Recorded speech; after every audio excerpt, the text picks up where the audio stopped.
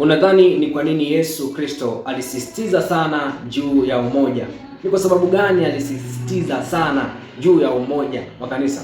Mtu wa Mungu, naomba unipe sikio lako wakati mfupi huu tuweze kuongea.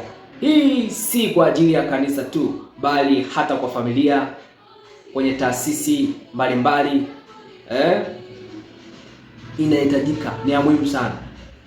Ni ya muhimu sana. Siku zote adui akitaka kumalize lazima akutenge mbali na msaada.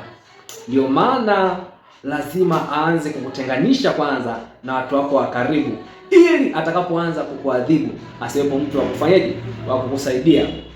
Atakugombanisha nao, atakutenganisha nao, atakufanya ufarakane nao, utengane nao, atakufanya uone kama unaweza bila wao, atakufanya uone kumhitaji mtu wote au msaada wa mtu yote yule, ili atakapokuwa na kushughulikia akushughulikie vizuri ipasavyo. Bwana Yesu asifiwe sana. Kwa hiyo Yesu alisema kwamba mkiwa wamoja dunia itaamini kwamba mimi ndiye niliyowatuma. Kumbe kanisa la Kristo, kanisa la Mungu, lazima tuwe kitu kimoja. Watumishi wa Mungu, kwa maana viongozi wetu wa kiroho pamoja na waamini au washirika, lazima tuwe kitu kimoja. Inapotokea pengine viongozi wa kiroho na washirika tunakuwa tunagombana, inakuwa ni tatizo. Inapotokea viongozi kwa viongozi wanagombana au washirika kwa washirika wanagombana, inakuwa ni tatizo, sio kitu cha kawaida. Yaani usichukulie kama ni kitu cha kawaida. Tambua kabisa kwamba shetani yupo kazini kutaka kuwafarakanisha ili awatenganishe, ili aweze kuwashambulia, kwa sababu anajua mkiwa na umoja mnatengeneza nguvu ambayo yeye hawezi kuizuia.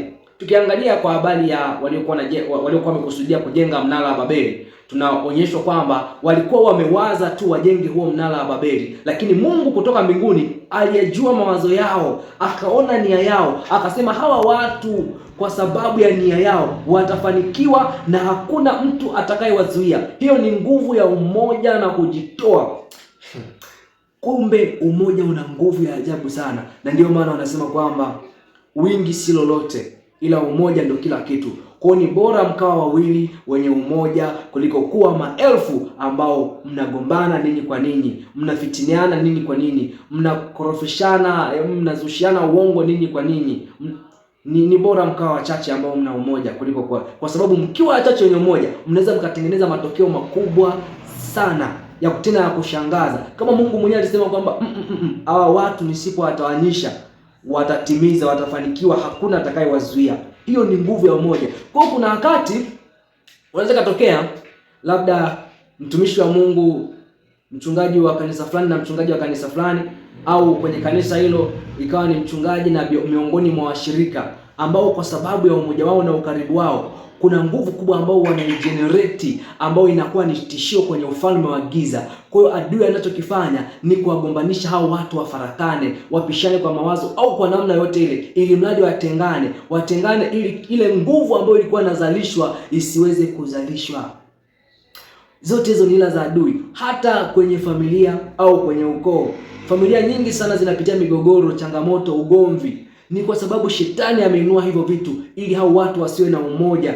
Kwa kukosa kwao umoja, wao kwa wao wawe sababu ya kukanyagana, ya kushushana, ya kuangushana. Ndio maana familia zenye migogoro, zenye chuki, zisizo na umoja hazisapotiani, ila zinarudishana nyuma. Utakuta huyu anamsema huyu vibaya, huyu anamtangaza huyu vibaya, huyu anamroga huyu, wanaishia hata kurogana wao kwa wao, ili mradi tu wakwamishane. Hataki kumuona mwenzake akiwa juu anamcheka aliye chini anamchukia aliye juu. Wanachukiana wao kwa wao, wamefuga chuki tu.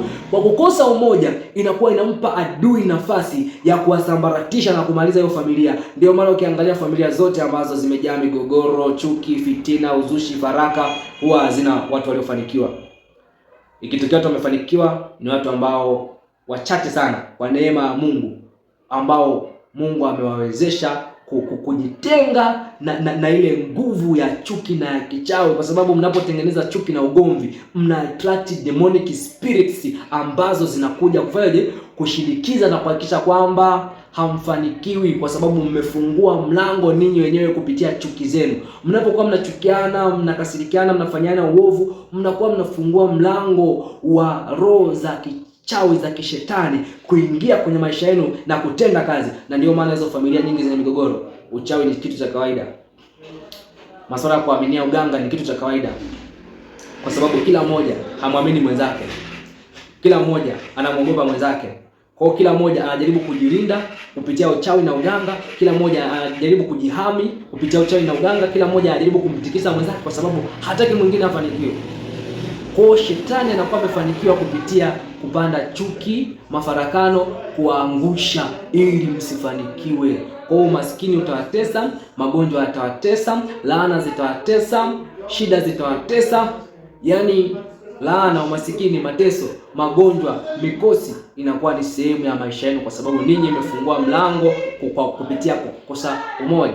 Kwa umoja ni kitu cha msingi sana, mtu wa Mungu. Hamwezi kutoboa, hamwezi kufika mbali kama hamna umoja. Ni lazima muwe na umoja. Ni lazima ifike pointi ambayo mtakubali kutatua changamoto zenu, kutatua migogoro yenu, kutatua vikwazo ambavyo vinawakwaza, kuhakikisha kwamba mnaweka solution ya kila conflict ambayo imetokea kati yenu, na kuhakikisha kwamba mambo ambayo yamepita hayawezi kuendelea kuwatenganisha au kuwakosanisha.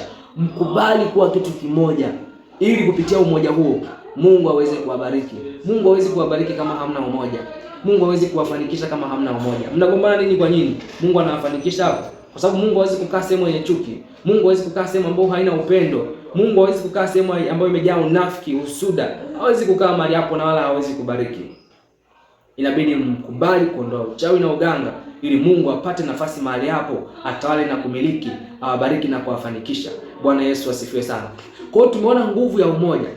Umoja ndio ambao unaweza kutustahimilisha tuweze kushinda zaidi ya kushinda, na tuweze kudumu pia. Ukikosa umoja, hata ukipiga hatua nyingi ukafika mahali pa juu, ni rahisi kuanguka. Na utakapoanguka kwa sababu hauna timu ambayo inakuombea, inayokushikilia, inaweza kukusapoti, maana yake unakuwa umeshaanguka, hauna msaada, unaanza upya. Na kuanza upya siku zote kama umeanguka kutoka juu ni mtihani mgumu kuliko kupanda kutoka chini kwenda juu ikiwa hujawahi kwenda juu. Ni mtihani mgumu sana, na ndio maana familia nyingi sana ambazo hazifiki mbali, hazipigi hatua, ni kwa sababu ya kukosa umoja. Kukosa umoja. Akianguka huyu wanafurahi hawa, huyu akifeli hawa wengine wanafurahi.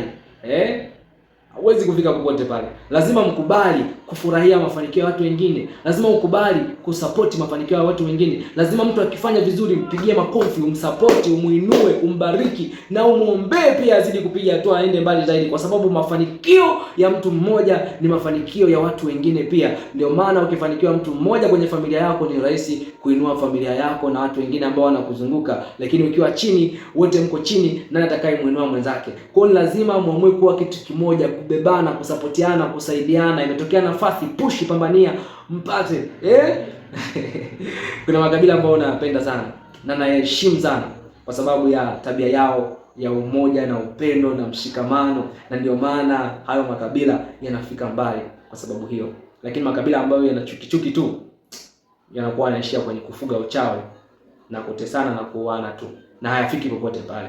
Kwa hiyo lazima tuheshimu. Kwa nini Yesu aliagiza tuwe moja? Kanisa lazima liwe moja.